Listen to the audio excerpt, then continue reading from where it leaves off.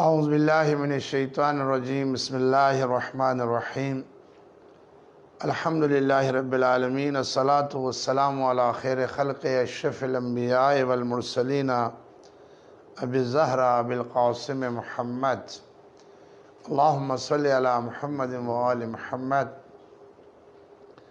قابل صد احترام ناظرین گرامی، ماہ مبارک رمضان آپ سب کو مبارک ہو۔ ادارہ مرکزی حسینیہ ٹرسٹ کی جانب سے روزانہ کی ماہ مبارک رمضان کی دعا اور شرعی مسائل کے ساتھ ہم آپ کی خدمت میں حاضر ہیں۔ خالق کائنات کا لاکھ لاکھ شکر ہے کہ اس نے ہمیں زندگی میں دنیا چھوڑنے سے پہلے پھر رمضان کی برکتیں، رحمتیں اور عنایتیں ہمیں عطا فرمائی۔ اس خدا نے کہ جو خود میزبان ہے، دعی تو ملا ضیافت اللہ، اللہ میزبان ہے اور ہم جیسے گناہگار اس کے مہمان ہیں، اور خالق کائنات ہمیں روزانہ کی بنیاد پہ ہمیں نعمتیں عطا فرما رہا ہے۔ ماہ مبارک رمضان کے دوسرے دن کی دعا تمام برادران و خواہران سماعت فرمائیں، اس لیے کہ یہ مہینہ دعاؤں کی قبولیت کا مہینہ ہے۔ آج کے دوسرے دن کی دعا بسم اللہ الرحمن الرحیم۔ اللہم قربنی فیہ الی مرضاتک وجنبنی فیہ من سخطک ونقماتک ووفقنی فیہ لقراءۃ آیاتک برحمتک یا ارحم الراحمین۔ آج ہم اپنے رب سے کیا مانگ رہے ہیں؟ اللہم قربنی فیہ الی مرضاتک، اے میرے اللہ مجھے آج کے دن میں، اس ماہ میں اپنی خوشنودی اور رضا سے قریب کر دے۔ جس کام میں تیری رضا ہے اس کا قرب مجھے عطا کر دے۔ اور دوسری بات کہ خدا بندہ وجنبنی من سخطک ونقماتک، خدا بندہ جس بات کی وجہ سے تو ہم سے ناراض ہوا ہے، جس کی وجہ سے تیرا غضب کرونا کی شکل میں، بیماری کی شکل میں ہم پہ آیا ہے، خدا بندہ ارحم الراحمین جنبنی فیہ، ہمیں اس مرض سے، اس سختی سے، اس عذاب سے تو ہمیں محفوظ فرما۔ اور تیسری چیز جو مانگ رہے ہیں آج، ووفقنی فیہ لقراءۃ آیاتک، اے الہ العالم مجھے اس ماہ میں تیرے اس کتاب قرآن کریم کی آیات کی تلاوت کرنے کی توفیق عطا فرما، برحمتک یا ارحم الراحمین، اپنی رحمت کے ذریعے یہ سب سے زیادہ رحم کرنے والے۔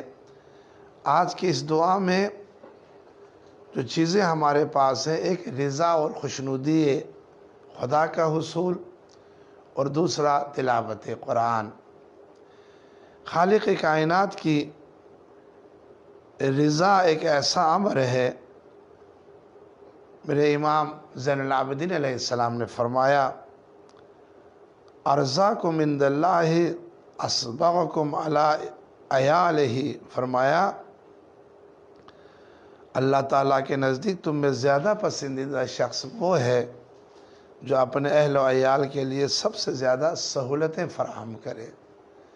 یعنی اگر ایک بندہ اپنے اولاد کے لیے، اپنے گھر بار کے لیے سہولتیں فراہم کرے تو وہ خدا کی درگاہ میں مقرب انسان ہے۔ پھر مولا فرماتے ہیں خدا نے تمہیں تقوی پرہیزگاری کی ہدایت کی ہے اور اس سے اپنی رضا خوشنودی کی حد آخر اور مخلوق سے اپنا مدعا قرار دیا ہے۔ اور مولا کا ایک فرمان ہے، فرمایا افسوس اللہ کو دھوکہ دے کر اس سے جنت نہیں لی جا سکتی، یہ جنت دھوکے سے نہیں ملے گی۔ فرمایا لا یخدع اللہ عن جنتہ ولا تنال مرضاتہ الا بطاعتہ، مولا فرماتے ہیں افسوس اللہ کو دھوکہ دے کر اس سے جنت نہیں لی جا سکتی بغیر اس کی اطاعت کے اور اس کی رضا کے بغیر۔ مولا امیر المومنین علیہ السلام فرماتے ہیں تین چیزیں بندے کو اللہ تبارک و تعالیٰ کی خوشنودی تک پہنچاتی ہیں. خصوصاً یہ بات جو میرے برادران و خواہران سماعت فرما رہے ہیں. فرمایا ثلاث یبلغنا بالعبد رضوان اللہ، 3 چیزیں بندے کو اللہ کی خوشنودی تک پہنچاتی ہیں. کثرت الاستغفار، کثرت سے استغفار کرنا. برادران و خواہران، یہ مہینہ توبہ کا ہے، جنت کے دروازے کھلے ہیں، شیطان بند ہے، توبہ قبول ہے. اور یہ ساری بلائیں آج جو ہم پہ آئے ہیں یہ ہمارے گناہوں کی وجہ سے ہے، یہ ہماری خطاؤں کی وجہ سے ہے. خدا غضبناک ہوا ہے، اس کا قہر ہم پہ آ گیا ہے. تو اس کے لیے بہترین طریقہ کار کیا ہے؟ استغفار. استغفر اللہ ربی واتوب الیہ، کثرت سے استغفار کریں.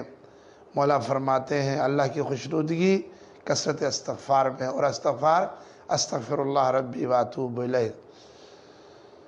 وخفض الجانب، تواضع اور انکساری میں. اپنے آپ کو بڑا نہ سمجھو. آج بڑا سمجھنے والے کدھر ہیں؟ جو بڑے پلاننگ کر رہے تھے آج دنیا میں ہم یہ کریں گے وہ کریں گے، ان کو ایک وائرس نے لے لیا ہے. اللہ کو وہ بندہ پسند ہے جو تواضع کرے، انکساری کرے.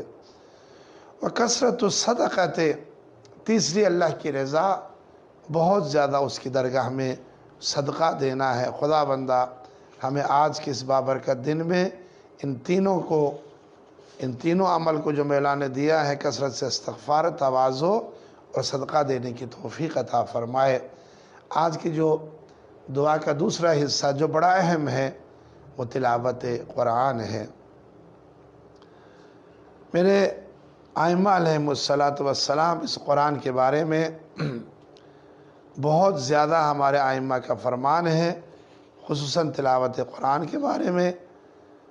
میں وہ حدیث جو میرے پیغمبر گرامی حضرت محمد مصطفیٰ صلی اللہ علیہ وآلہ وسلم نے، آج ہم نے قرآن کو چھوڑ دیا ہے، تلاوت قرآن کو چھوڑ دیا، اور یہ ہم نے بات آپ کو واضح کی ہے کہ پیغمبر نے خطبہ شعبانیہ میں ارشاد فرمایا کہ جو قرآن کی تلاوت ایک آیت کی کرے گا اس کو پورا قرآن ختم کرنے کا ثواب ہے. کوئی سحری کھا کے جلدی سو جایا نہ کرے، بلکہ تلاوت قرآن کرے. یہ نور ہے، یہ شفا بھی ہے. وَنُنَزِّلُ مِنَ الْقُرْآنِ مَا هُوَ شِفَاءٌ وَرَحْمَةً لِّلْمُؤْمِنِينَ. پیغمبر گرامی کا ایک فرمان سنا کے فرمایا جن گھروں میں قرآن کی تلاوت ہو، فرمایا وَنَّوِّرُوا بُيُوتَكُمْ بِتِلَاوَةِ الْقُرْآنِ، اپنے گھروں کو تلاوت قرآن سے منور کرو. گھروں میں گانے سننا، فلمیں دیکھنا، گالیاں دیکھنا، مسخرے کرنے، ایک دوسرے کی بے ادبی کرنے سے گھر میں برکت نہیں پڑتی. گھر میں برکت کس سے پڑتی ہے؟ فرمایا نَوِّرُوا بُيُوتَكُمْ بِتِلَاوَةِ الْقُرْآنِ، اپنے گھروں کو قرآن کی تلاوت سے منور کرو. فَإِنَّ الْبَيْتَ إِذَا كَثُرَ فِيهِ تِلَاوَةُ الْقُرْآنِ كَثُرَ خَيْرُهُ، فرمایا کہ وہ گھر جس میں تلاوت قرآن زیادہ ہو تو اس میں خدا خیر و برکت زیادہ عطا کر دیتا ہے. کثر فیہ تلاوت القرآن کثر خیرہ واتسع اہلہ واضاء لأہل السماء کما تضیء نجوم السماء لأہل الدنیا. بہت اچھی مثال دی میرے نبی کریم نے. فرمایا جس گھر میں تلاوت قرآن کریم ہو اس گھر میں خیر و برکت ہوتی ہے، اور اہل و عیال میں وسعت رزق ہوگی. آپ کے گھر میں رزق وسعت کرے گا، برکت ہوگی جس میں تلاوت قرآن ہو. اور فرمایا اور وہ گھر اہل آسمان کے لیے اس طرح روشن اور منور ہوگا جیسے اہل دنیا کے لیے آسمان کے ستارے. پیغمبر فرماتے ہیں کہ جبرائیل فرشتے آسمان پہ ان گھروں کو چمکتے ہوئے دیکھتے ہیں جن گھروں میں تلاوت قرآن ہوتا ہے. تو خالق کائنات کے فرشتے ان گھروں پہ رحمتوں کا نزول کرتے ہیں جن کے گھروں میں تلاوت قرآن ہو. خالق کائنات مجھے، آپ، ہم سب کو قرآن کی تلاوت کی توفیق عطا فرمائے. اور امام جعفر صادق علیہ السلام نے فرمایا قراءۃ القرآن فی المصحف تخفف العذاب عن الوالدین ولو کان کافرین. کیا عجب جملہ ہے. معصوم صادق علیہ محمد فرماتے قرآن کو دیکھ کر پڑھنا، ہاں قرآن کے صفحوں کو دیکھنا، اپنے آنکھوں کو قرآن کے حروف کے ساتھ دیکھ کے پڑھنے سے کیا فرمایا؟ پڑھنا والدین کے عذاب میں تخفیف کا سبب ہے۔ جو والدین ہمارے رحلت فرما گئے ہیں ان کے لیے قرآن پڑھیں، ان کے لیے فاتحہ پڑھیں۔ وَلَوْ كَانَ كَافِرِينَ، والدین کے عذاب میں تخفیف کا سبب بنتا ہے اگرچہ وہ کافر ہی کیوں نہ ہوں۔ تو ہم تو ماشاءاللہ اللہ کے کرم ہے، ہم اللہ کے اس بابرکت دین اسلام پہ کاربند ہیں۔ ہمارے والدین، ہمارے جد، خدا نے ہمیں مسلمان بنایا ہے، اور یہ مسلمان ہونا ایک بہت بڑی عظیم نعمت ہے۔ کثرت سے تلاوت قرآن فرمائیں اور اپنے گھروں کو منور فرمائیں۔ ایک آخری جملہ امام جعفر صادق علیہ السلام کا فرمایا، حضرت امام صادق جب آپ سے سوال کیا گیا کہ قرآن اور فرقان دو چیزیں ہیں یا یہ ایک چیز ہے، تو حضرت نے فرمایا قرآن پوری کتاب ہے اور فرقان وہ آیات محکم ہے جن پر عمل واجب ہے۔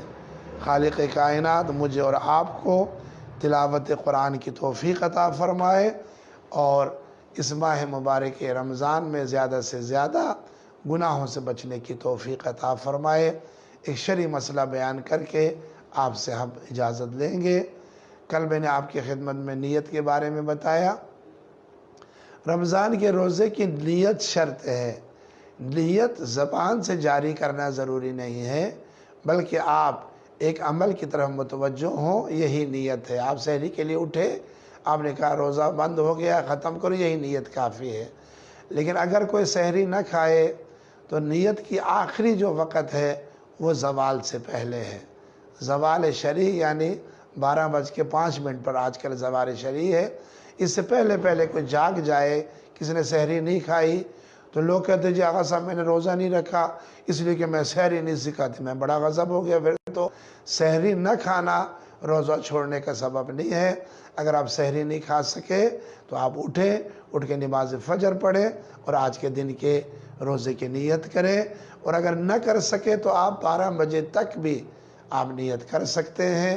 اور اگر کسی نے نیت ہی نہیں کہ اسے پوچھا جائے تو کیا کر رہا ہے تو کہ مجھے پتہ کوئی نہیں ہے، تو اس کا مطلب ہے وہ روزے کی نیت سے نہیں ہے۔ بس نیت زبان سے جاری کرنے کا نام نہیں ہے، بلکہ اس عمل کی طرف متوجہ ہونے کا نام نیت ہے۔ خدا بندہ اس ماہ مبارک رمضان کی برکتیں، رحمتیں، نعمتیں ہمیں عطا فرمائے، اور ہم سے آج مسجد ویران ہے، آج عبادتوں کی جگہ ویران ہے، اللہ یہ ہمارے گناہوں کی وجہ سے تو ہمیں معاف فرما دے۔ اللہ پالنے والے کریم تیرے مہمان بن کے آئے ہیں، کوئی بھی اپنے مہمان کو خالی نہیں لٹاتا۔ اللہ تو نے ہی بلایا ہے اپنے مہمانی کی طرف۔ اے اللہ تیرے نبی کا صدقہ، تیرے نبی کے نواسوں کا صدقہ تو ہمیں معاف فرما اور ہماری خطاؤں کو معاف فرما۔ السلام علیکم ورحمۃ اللہ وبرکاتہ۔